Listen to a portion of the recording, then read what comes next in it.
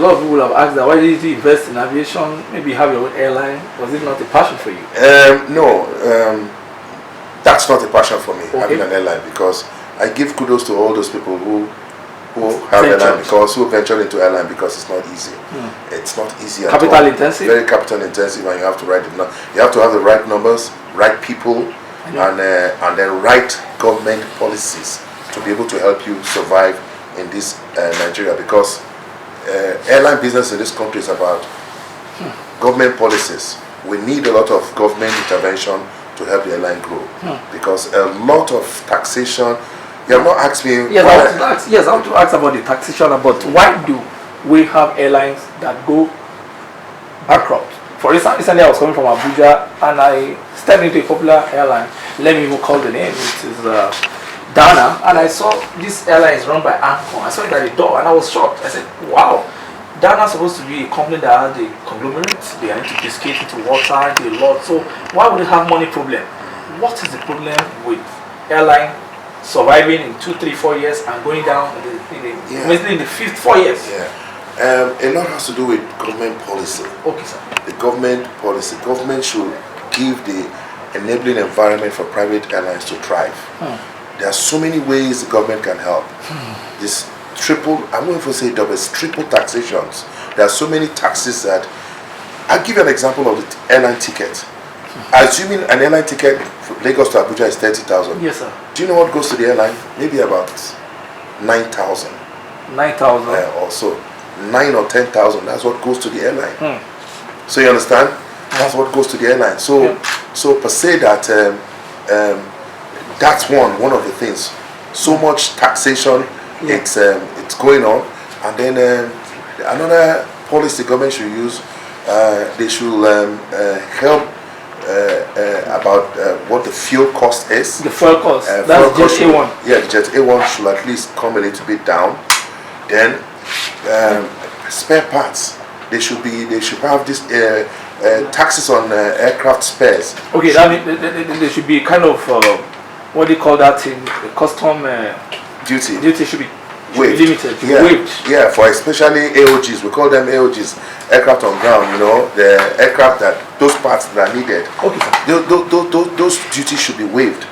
A lot of aircraft duties, parts are with customs because they have not been cleared and all that. So all those things, you know, and then you have these overflight charges. They're so enormous by NAMA.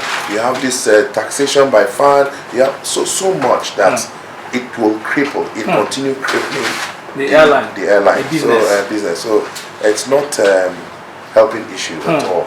And that's why they all, at the end of the day, get crumbled. There's a kind of a glut in the economy and all that. Then what do you talk about airlines?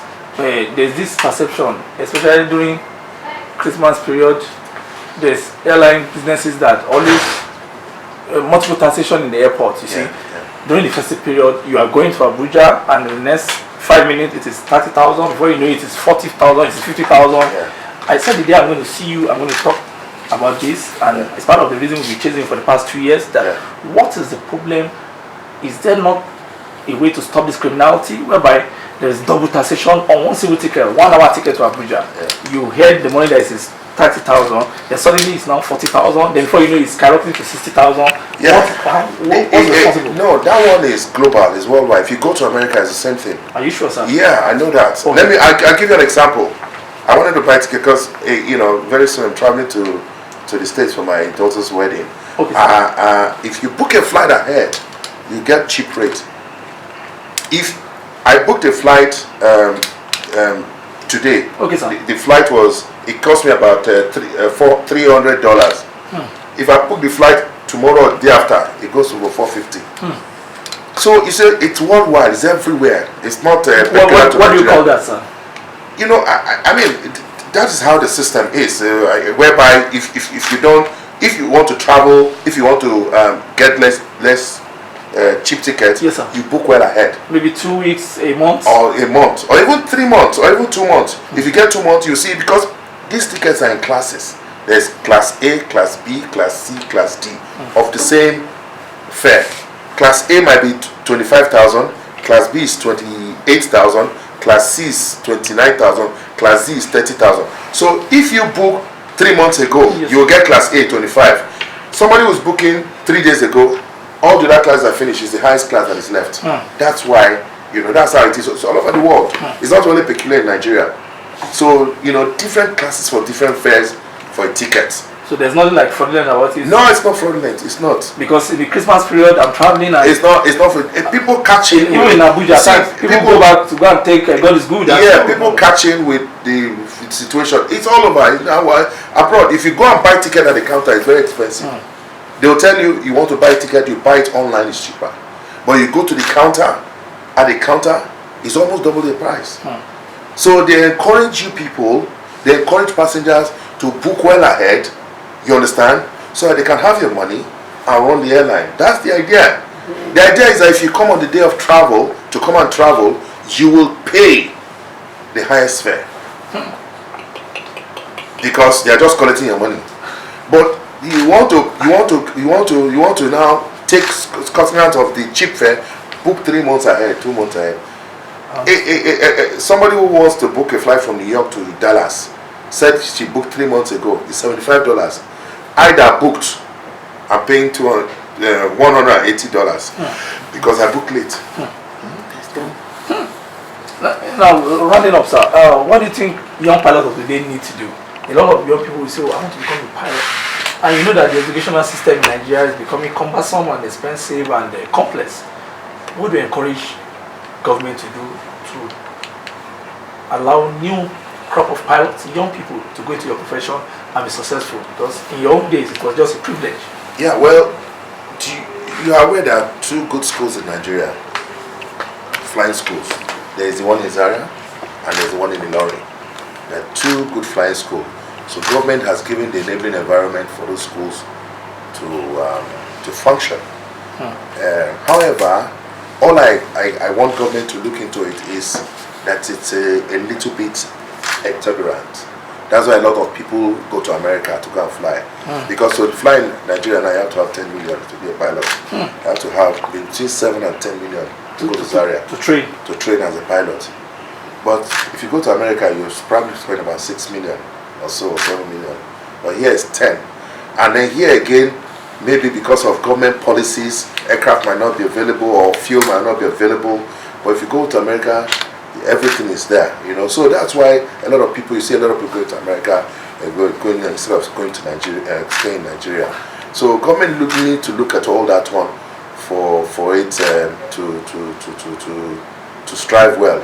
If government policies, if they give them all the enabling environment for those 2 schools to this thing, you see they'll probably have a lot of students. Maybe they don't have now. A lot of people just say, there's no encouragement. No encouragement. Let's just go abroad. Rounding up, there's this perception that pilots love women and good life. In the case of Captain Chris Najomo, I can say that you're married to just one beautiful woman for many years, and the wedding of your daughter many years ago, you're still young then. I mean, looking at it back then, when I was in Fame magazine, that was almost 20 years ago now. How did you do that? You didn't marry wife number 2, number 2 and 3? And do you love women really? Does a pilot love women? No, and the other aspect, you asked question, pilot love good life and women. And women, yes sir. Let me tell you, yes, sir. Good life, yes. Pilot life, good life. Women, it's natural. Okay, sir. It's just natural for a man to love good things, you know, in life. I will not say who would not love a good woman, you know. So I'm not saying we are flex, I'm not saying we are womanizers, but we love our job, we're passionate about our job, so we love good life. So how do you handle women? When they come after you, running after you? Well, by his grace, by his grace again. See, everything, I'm sure you've seen me use the word by his grace. Yes, sir, consistently. Because I always use by his grace, because it is by his grace that has kept me up till now. I know. I'm not married the 2nd, the 3rd, or the 4th wife. No, it's not by my making. I've been married to one woman, and she's been there. And to God be the glory, we're there. How will you describe her? Because when you were doing, how many years ago, when you were doing the wedding, I think I asked in your former house there in Ikeja, and I did an interview with 2 of you, and I asked you different questions, and she said, if my husband, Captain Najomo, is chasing BC today, I won't care. If he's chasing Amina tomorrow, I don't care. And then goes next tomorrow. But if they say it's chasing BC today, and tomorrow is chasing BC, and next tomorrow is chasing, I will move. So that That was so many years ago. Oh, well. She has changed her perspective now. We have both changed our perspective. We are older now. I say my wife is fashionable. She's amiable. Okay, sir. She's. You used to call her sour and sour or something like that. Sweet and sour. She's a fashionable. She's amiable. She's herself, and she's one good God-fearing woman, and she's. She doesn't. Najomo. Yeah, she doesn't look her age. She's 57 this year. When you look at her, you know, she looks like 40. You know, and we give God the glory. Even you don't even look like 60. But it's okay because of your stature and all that. How do you manage? What do you do at your leisure as a pilot? What do you do? How do you spend your leisure time? I do brisk walking. Okay, sir. I go to the gym sometimes. You know, if I'm opportune, I go to the swimming pool. You know, watch movie. I have a theater in the compound. Yes, sir. I just go with my family to watch a movie. You like swimming? Yeah. You have the body to swim, sir. Yes, why not? I saw you driving that time, and one of my guys was saying, "Oh, is that the captain? How does he fly plane?" So how do you your stature? Do you gym? Yeah, once in a while. This how you love it? Once in a while. Okay. I'm craving to reduce a little bit, but once in a while. But that's you, sir. Yeah, that's me. That's you. Then my father was big. My mom is big. Yeah. So you don't expect one tiny man here. Then what was do you have any favorite food or like? That's one thing good about me. There's no favorite food. You know, once in a while I will just crave. I feel like eating amala today. I just go to an amala joint and buy takeaway and bring here and come here amala and then we do. I feel like eating this. So I'm anything goes. I'm not particularly. You know, they say we have banga soup, pounded with banga or starch and banga.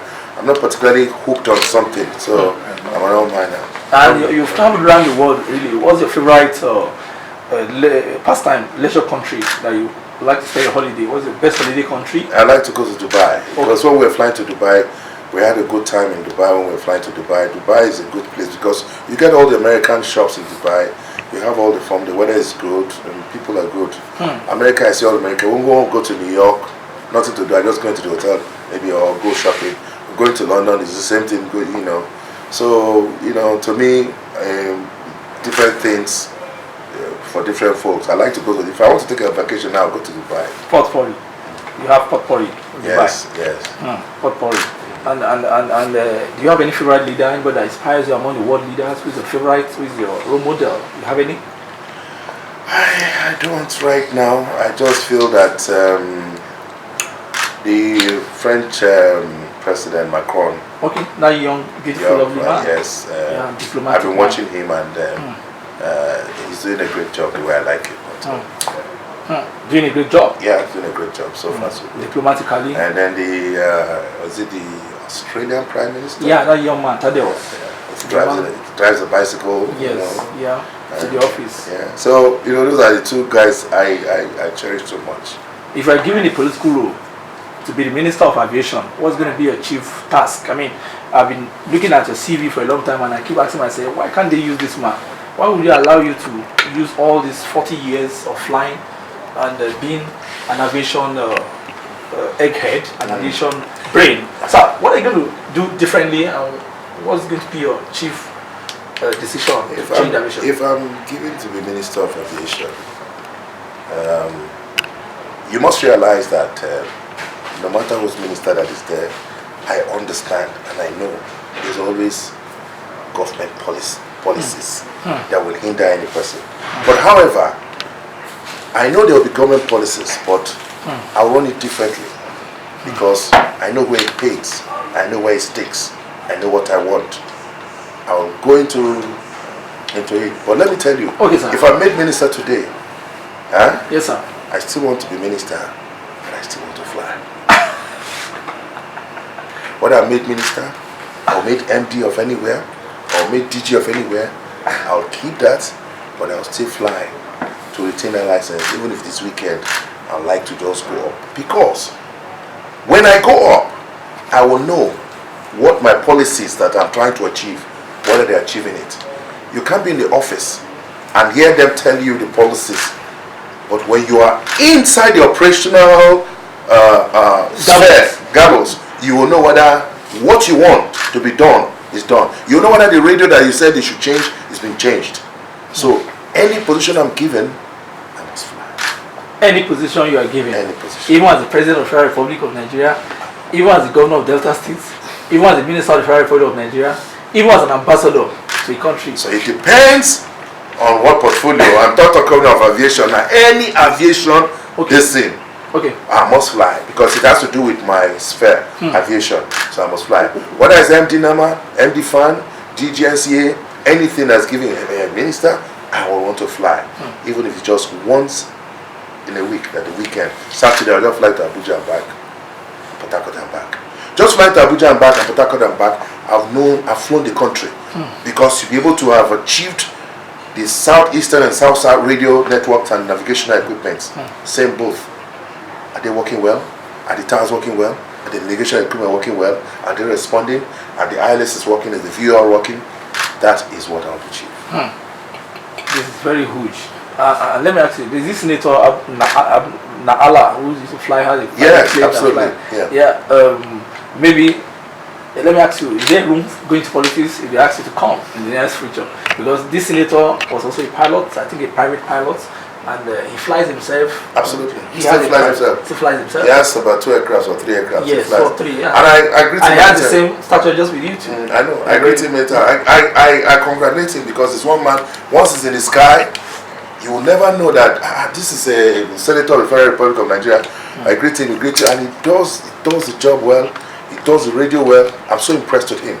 You know. So yes, that's what I tell you, that if I'm minister or DG or MD, I'll still fly. What's the different thing about skies? What's the difference between sky and land? Is there anything peculiar about this sky? Because I'm looking at you as celebrity of the sky or minister of the sky. Is there anything that you people derive from being in that sky? No. I just the passion that I have. I just have the passion, that's all. Okay, on the last note, sir, I want to give advice to you. Young people that love you, people that hold you in high esteem, young pilots that have gone through school of Captain Chris Najomo, Jolly Papa, who are also wishing to be like you. Okay. All right, young ones growing up, I know a lot of them have flown with me. A lot of them have seen me fly. I know a lot of people want to be flying pilots. What I want you to do is, you have to be passionate about what you do. Because in this life, if you're passionate of what you do, you will do it well. And you not do it well, you supersede the others. And do it diligently, but again, putting God first. Whatever you do, do it well.